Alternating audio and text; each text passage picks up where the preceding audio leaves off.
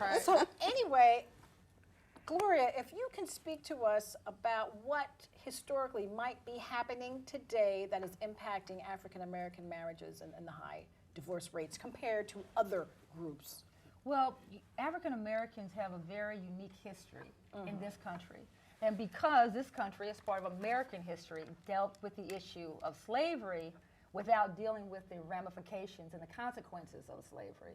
So although slavery ended in 1865, there are a lot of the consequences of slavery that are still with us today and affecting the African American family. And let's go back to slavery under law. My background as a constitutional law professor at John Jay College is to look at race and the law in historical context. Slaves were not considered people. So in many ways, it's difficult to imagine now, they were bred. So a slave master would say, I know, right? yes, I know, it hurts the heart. It hurts my heart to say. They were bred. So they would say, you, Lisa, will go with this man and live in his cabin. You will produce children. Now, based on the U.S. Constitution, the importation of slaves ended in 1808.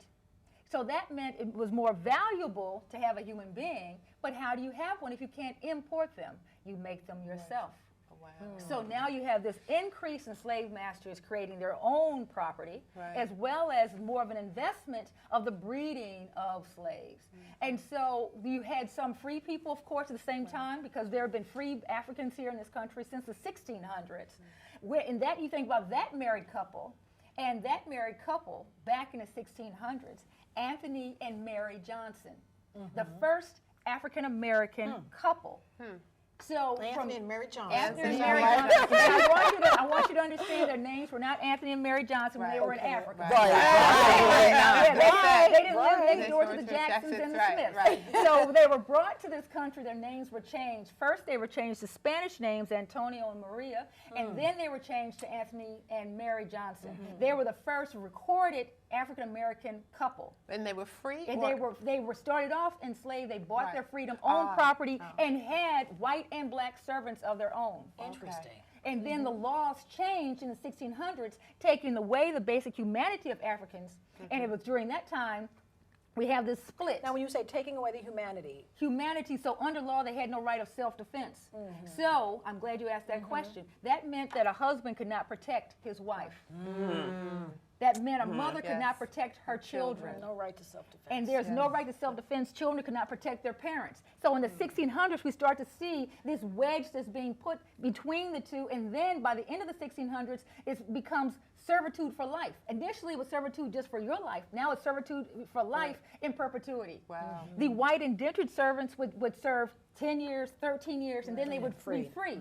But now our servitude is for life, and now in perpetuity, which meant that any child from that woman who was enslaved is also a slave. It's also property. So by the 1700s, we have the buying and selling of the children, the breaking up of the black family by the will of this master, so to speak. So you have these issues taking place, and you also have, for example, Dred Scott. And many of you are familiar with the Dred Scott decision. Dred Scott was married with children. Dred Scott had a wife, but he didn't have a wife under law because property cannot marry.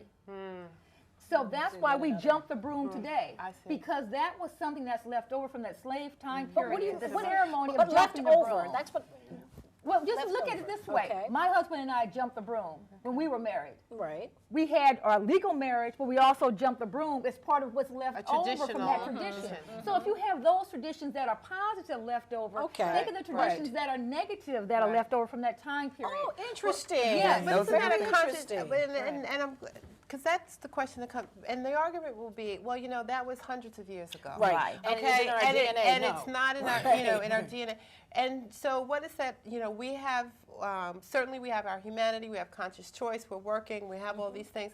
So how does that impact us today? Because when white women were in the house, black women were working, and they had